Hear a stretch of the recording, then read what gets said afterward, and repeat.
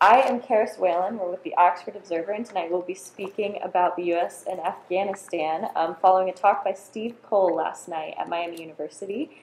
Here with me, there's Professor Pennington, Professor French, and then Dr. Sidky, and I'll have them introduce themselves and their expertise as well.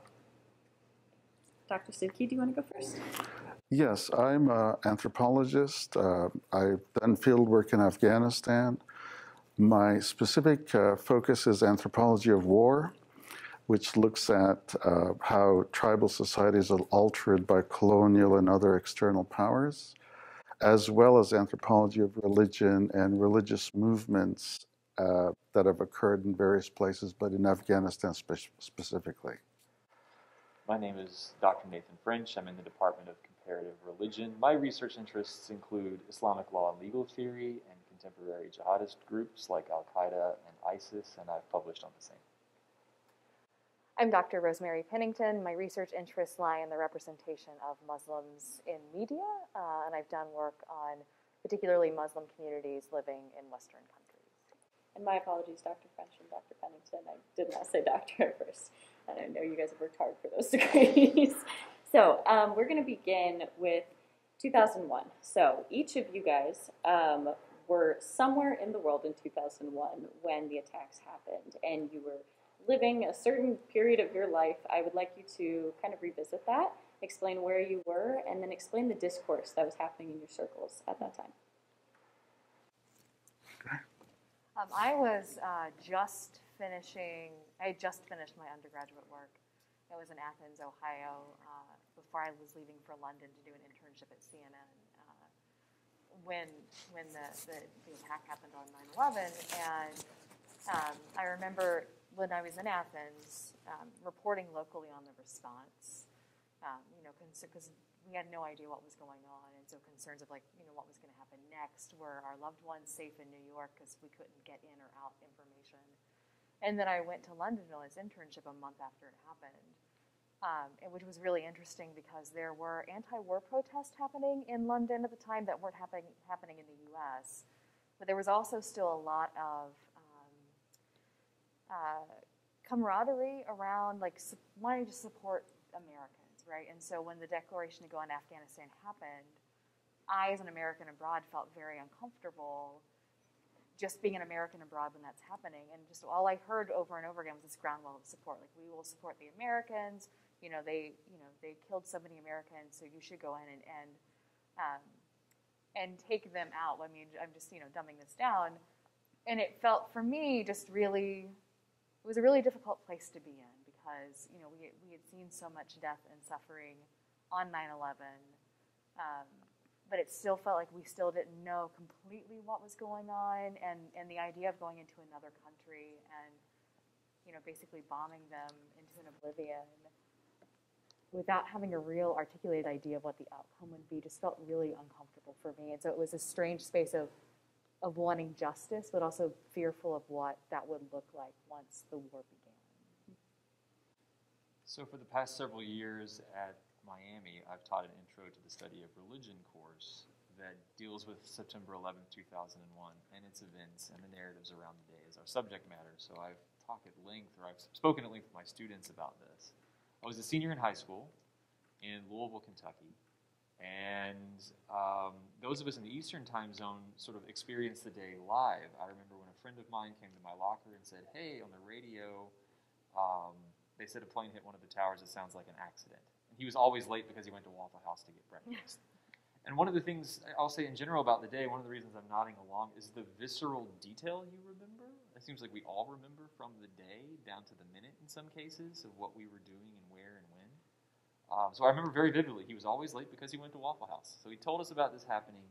We turned on the TV with our psychology teacher between classes, and that's when we saw the second plane hit the tower, and we knew this really wasn't an accident. The news anchors tried to work through what they were seeing, but for people on the ground, for people in our class, we all had a sense this was something different. We didn't know who.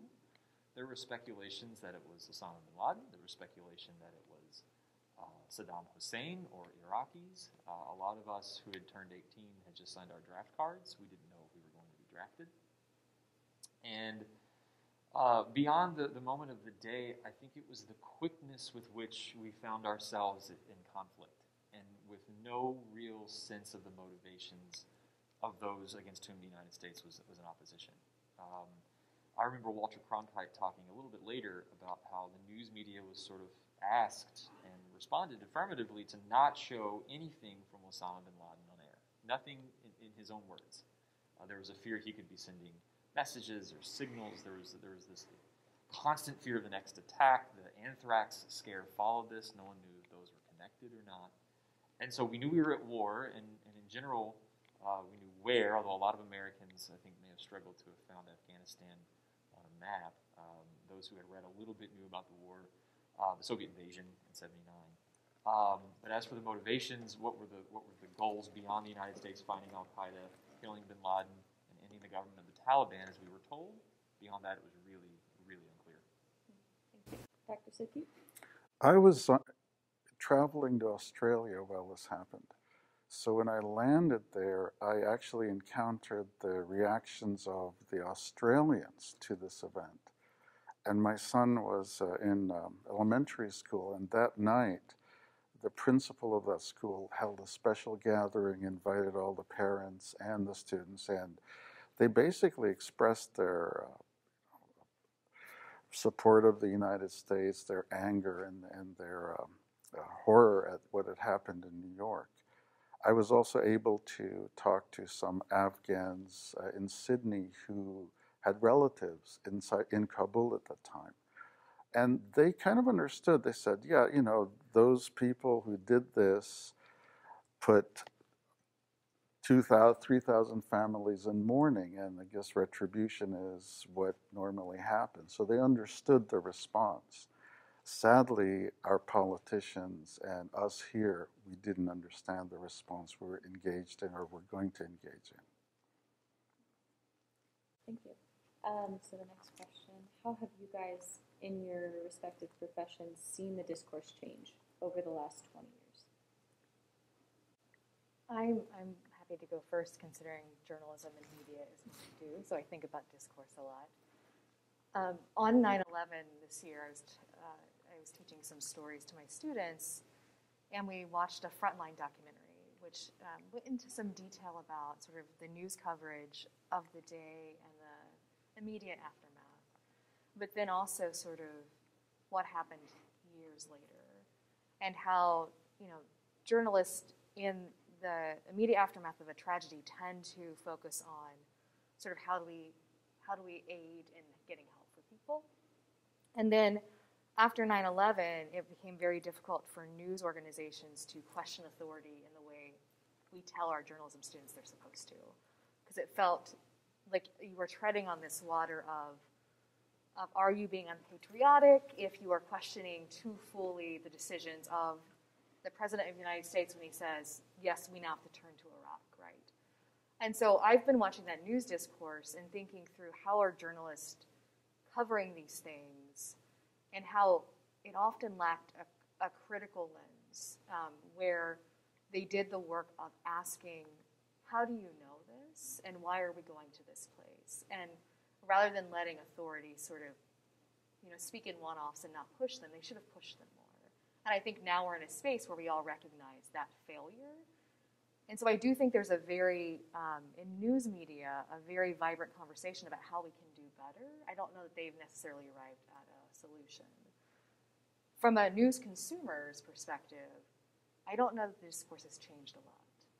In that, early on, the coverage was, you know, these were Muslim terrorists who engaged in this act. And even though you had politicians who said, we can't lump all Muslims together, the media were lumping Muslims together, right, in a very uncritical and problematic way. There have been moments where there's been attempts to disentangle that and to, you know, be better about the coverage of Muslim communities and the diversity. And yet, every time there is anything, whether it's ISIS or Al-Qaeda launching another attack somewhere, the cycle starts all over again, where the news coverage goes back to this discourse of, you have to fear these Muslim terrorists. We have publications like The Atlantic publishing essays about, you know, is Islam violent? It happens over and over again. So I don't know if the discourse has changed a lot, except that I think we're more engaged in a conversation about it. I don't know that it's improved. Thank you, Dr. French. I wear sort of two different hats in this regard. On the one hand, my research deals with Al-Qaeda and ISIS and how they appropriate and reinterpret Islamic law in ways that is largely unrecognizable to the majority of global Muslims, whom Al-Qaeda and ISIS fighters will consider the enemy. And then I wear a hat as an Islamic studies professor, having studied with colleagues who either knew or they themselves were arrested, questioned, and interrogated after 9/11. And have had a fundamentally different relationship to the American state since 9/11 as a result of that. And what's interesting about wearing those two hats is that in studying Al-Qaeda and ISIS, there's a sense that that conversation became very policy-driven. It became a question of how do you fix this problem? How do you fight this problem? How do you prevent this problem? And in the haste to do that, I think for a lot of us in the field of Jihadi Salafi studies, people forgot to read what they were actually saying, what the texts were that they were producing.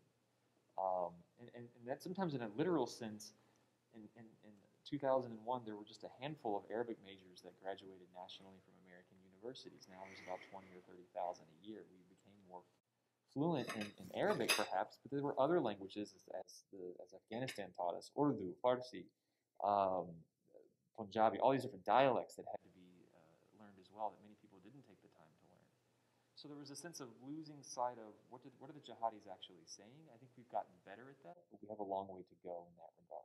Sometimes in forming policy, taking the time to see what jihadis themselves are saying, that doesn't happen.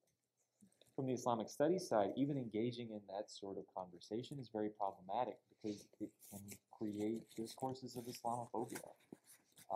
It can lead to the sorts of essentialization that we were talking about, or that my colleague talked about right now in the pages of the Atlantic and elsewhere. How do we sort of educate the public that no, it's been Muslim communities, especially since 2001 and the start of the wars in Iraq and Afghanistan, Iraq in 2003, Afghanistan in 2001. It's really in that world that we've seen Muslim communities bear the brunt of the violence globally that Americans encountered nationally on 9/11. So those two hats are sometimes very difficult to balance. The Islamic studies professor who works with members of the community and the Jihadi Salafi studies professor who's engaged in thinking about questions of policy. So I am an anthropologist, and anthropologists look at things kind of differently from other folks who do the same thing. I lived in Afghanistan. I was in the borders of Afghanistan when the Soviets departed. I was there again in the border of Pakistan and Afghanistan in the Peshawar area when the Taliban first took Kabul. So I was able to look at it from that point of view. I was able to look at it from the point of view of the refugees that were just massed everywhere in Peshawar and Quetta and elsewhere. But as an anthropologist, I've also been interested in how the American government basically portrayed that this is our evil enemy, fear it. We had these sort of thermometers of red, green, blue, be scared, be a little scared, be no scared, and how the American public bought a fantasy without questioning it. We went to Afghanistan to accomplish two things: get bin Laden and take care of the Taliban who are hosting him. And our guest last night mentioned it, but he missed a lot of the significance of his own points. We failed. Bin Laden escaped, as well as the leadership of the Taliban. They were on airplanes being flown out on the news, while Mike Spann, the first American killed in Mazar-e-Sharif, was on the ground. And I realized that these folks don't know what they're doing.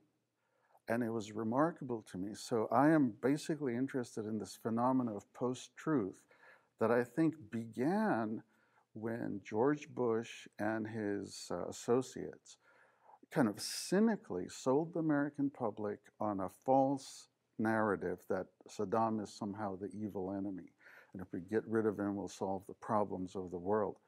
And Americans bought it without a single sort of any concerted reaction saying, wait a minute, where is the evidence?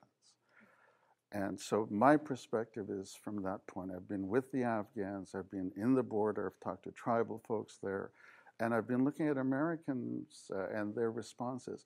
Sadly, some of the folks here were attacked by Americans, and often they picked on Sikhs, thinking, oh, well, that's a Muslim, he's wearing a turban, which kind of shows you how parochial we are as a culture, or have become so.